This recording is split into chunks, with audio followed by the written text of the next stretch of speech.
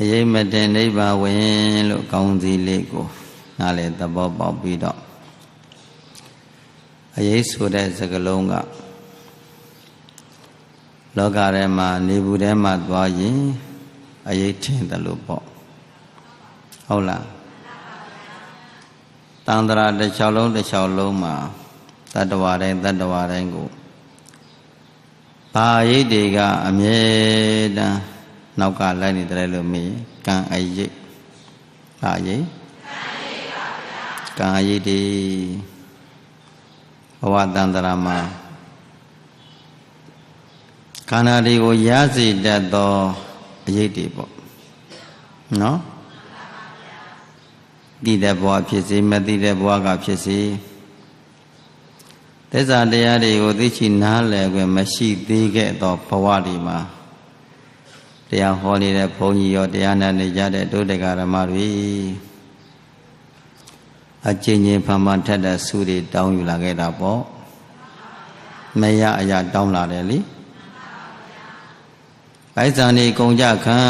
ပြီးသိမ့်ပေါင်းမြောင်များစွာကုန်ကြခံပြီးတော့ဆုတောင်းလာခဲ့တဲ့ကံတရားတွေပေါ့နော်ဘုံဘဝအတွက်ငွေတွေကုန်ကြခံလှူခဲ့တာတန်ခဲ့တာပြုလုပ်ခဲ့တာလေပိုက်ဆံအကိုထိုးပြီးတော့ထောင်ကြခံတယ်လို့ပေါ့အဲ့ဒီလိုဘုန်းကြီးတို့တဏ္ဍဒကာရမတွေတဏ္ဍထဲမှာအမှန်တရားတွေမသိလာတဲ့တွေ့တာကြောင့်ခန္ဓာကြီးဟာပင်မလာသွားတော့ခန္ဓာကိုယ်ကိုထမ်းပြီးတော့မပြေးနေရဘူးလားပြေးနေရပါဘူးဗျာ31ပုံပြေးနေရတာပေါ့အဲကိုပြေးနေရတယ်အေးလောကဇက်ခုံလောကတူသောဇက်ခုံတော်မှာဇက်ခုံဘောထဲမှာအမျိုးစုံကနေရတာပေါ့ဟုတ်လားကာကြိုကံအနေနဲ့အမျိုးစုံဘဝဇက်ခုံပေါ်မှာကနေကြရတာပဲအဲ့ဒါကပြီးတော့ဘာဖြစ်ကုန်ကြလိမ့်မယ်ပစ္စည်းကုန်ကြရတော့တာပဲနော်အဲ့ဒါမိသည့်ပုဂ္ဂိုလ်မဆိုတရားဓမ္မတို့ရဲ့ခန္ဓာကိုယ်ကြီးဟာမသိမှုကြောင့်ထင်ရလို့တော့ဒုက္ခရောက်တာပဲဒုက္ခတကားလေကိုယ်တို့ထမ်းထားတဲ့ခန္ဓာဒုက္ခကြီးကြည်သမ်းပါဦးမပင်မဘူးလားပါမျက်လုံးနဲ့ကြည့်ရင်ညာမျက်လုံးအရိယာမျက်လုံးနဲ့တက်ကြည့်ရင်ခန္ဓာတို့မိတိမှာဒုက္ခလားဒုက္ခလား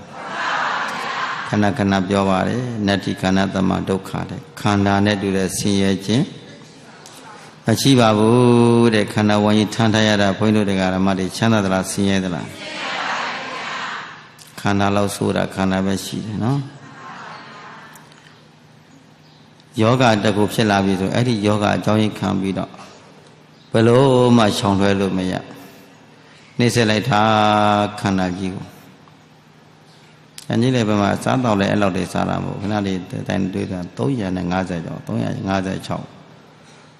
360နီးလောက်ကိုဆေးချိုတွေတက်ခန္ဓာကြီးကနှိမ့်ဆက်တာ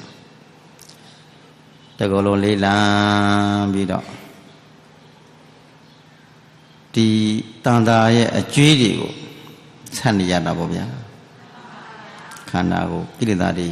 ကြံနေသေးတာကိုကိလေသာဝကျွေးတွေကြံနေသေးတာကိုဟုတ်လားအေးဘွားပေါ်မြောင်များစွာတို့ကပြုလို့လာကိလေသာရဲ့ဒဏ်ရာဒဏ်ပဒဏ်ချပေးထားတာကိလေသာကံတရားတို့ကဒဏ်ပေးထားတာဒဏ်ခံထားရတာအဲ့ဒီအပြစ်ဒဏ်ပေးထားသောပုဂ္ဂိုလ်တို့မှန်သမျှတော့ရုန်းကန်လို့မလွတ်ဘူးပေါ့နော်ကိလေသာတရားတွေချုပ်ငြိမ်းလို့အာသောကုန်ယဟန္တာဖြစ်ပြီးတော့မှအဲ့ဒီယဟန္တာဖြစ်ပြီးလို့ရှိခန္ဓာပရိနိဗ္ဗာန်စာမကိလေသာပရိနိဗ္ဗာန်စာမယ်ပထမတော့ကိလေသာပရိနိဗ္ဗာန်စာမယ်ပေါ့သာဥပါဒိတနိဗ္ဗာန်ကိုတွေ့မယ်လေမာနိဗ္ဗာန်ကိုတွေ့မယ်သာဥပါဒိတနိဗ္ဗာန်တဲ့ခန္ဓာတော့ရှိတယ်ကိလေသာမရှိဘူးခန္ဓာတော့ကိလေသာတွေသောတာပန်ပုဂ္ဂိုလ်တွေဒိဋ္ဌိဆွဲတွေမရှိတော့ပဲဘူးငါတို့ရဲ့သူတဲ့ပုဂ္ဂိုလ်တဲ့တတ္တဝါတဲ့ဒိဋ္ဌိဆွဲတွေမရှိတဲ့တွေ့တာကြောင့်အပေတကားပိတ်ထားတဲ့ပုဂ္ဂိုလ်တဏ္ဍာထဲမှာခန္ဓာတော့ရှိတယ်အပေလေးပုံရောက်နေတဲ့ကိလေသာတွေမရှိတော့ဘူး ဒီသောတာပန်ကသရဂံဖြစ်နာမယ်သရဂံအနာဂံဖြစ်သွားမယ်ဆိုသူပြောစရာမလိုတော့ဘူးကိလေသာတွေအကုန်လုံးချုပ်ငြိမ်းသွားပြီဒါပေမဲ့ဘာကြံသေးတယ်ခန္ဓာရှိနေတာကိုဘာရှိနေလဲခန္ဓာရှိသေးမှကာလပတ်လုံးအလှလိမ့်ခံရအောင်ပါပဲသူနှိမ့်ဆက်တလောက်ကိုသူကနှိမ့်ဆက်တက်တန်းကုန်တယ်မဲ့ကာလပတ်လုံးကံအကျွင့်ညာရှိနေသေးသည်မဲ့ကာလမှာဝိပါကဝတ်ကိုတက္ကဓမ္မတွေဝိပါကဝတ်ကပဲနှစ်ပါးရှိတယ်7ပါးရှိတယ်နော်7ပါးရှိတယ်နော်ဝိညာဉ်ရဲ့နာယုတ်ရဲ့သလာယနာရဲ့ဖာသာရဲ့ဝေဒနာရဲ့ဇာတိရဲ့ဇရာမရဏရဲ့နော်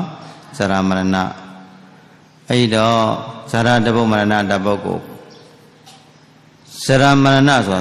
30ပုံကိုခြုံလိုက်တဲ့ခန္ဓာလေးမှာတော့ဝိပါကဝတ်7ပါးပေါ့နော်ဇာတိတပုတ်ဇရာမရဏတပုတ်နော်ဥပပတ္တိဘဝထဲဥပပတ္တိဘဝထဲလို့ရှိရင်တော့ဒါဘဝမိမိသားမှာပါ7ပါးတယ်ဝိပါကဝတ်7ပါးဒီနေ့ဥပပတ္တိဘဝပြိတ္တဏီထားတဲ့ပုဂ္ဂိုလ်တွေမဟုတ်လေတော့ကြောင့်ဥပပတ္တိကိုယ်နဲ့ဆိုင်သလားဇရာတစ်ခုရှားမရဏတစ်ခုရှားလိုက်ဒါဆိုဝိပါကဝတ်ပဲ2ပါးဖြစ်7ပါးပေါ့အဲ့ဒီဝိပါကဝတ်7ပါးဆိုလိုက်ကြတာဝိပါကဝတ်ဆိုလိုက်ကြတဲ့ကွာတရားဓမ္မသစ္စာဖွဲ့လိုက်ပါဦးဒုက္ခသစ္စာဘာသစ္စာကြည့်တယ်ဝိပါကဝေမှန်သမျှသည်ဘာသစ္စာဒုက္ခသစ္စာဝေဝိညာဉ်မှန်သမျှဒုက္ခသနာယုသာရဏဖသဝေဒနာဒါတရားအလုံးဝေဒနာအထိဒုက္ခသစ္စာကြီးပဲဇာတိဇရာမရဏဒုက္ခသစ္စာပဲဒုက္ခသစ္စာထိုက်တဲ့တရားဘယ်နှပါးရှိတယ်9ပါးရှိတယ်နော်ဘယ်နှပါးရှိတယ်ဒုက္ခသစ္စာထိုက်တဲ့တရား9ပါးရှိတယ်ဝိညာဉ်နဲ့ဥဒါရဏဖသဝေဒနာဇာတိဇရာမရဏ9ပါးရှိတယ်နာကြရှိတဲ့5ပါးကြတော့အဝိဇ္ဇာသင်္ခါရတဏှာဥပါဒံဘဝဆိုအဲဒီ5ပါးကြတော့သမုဒိယသစ္စာထိုက်တဲ့တရားကိုဘာသစ္စာထိုက်တဲ့တရားလဲအဲဒီသမုဒိယသစ္စာထိုက်တဲ့တရားတွေကိုရက်ပတ်နေသေးသည်မကာလပတ်လို့ဘုန်းကြီးတို့တရားဓမ္မတွေပြည့်လို့လွတ်ပါမလား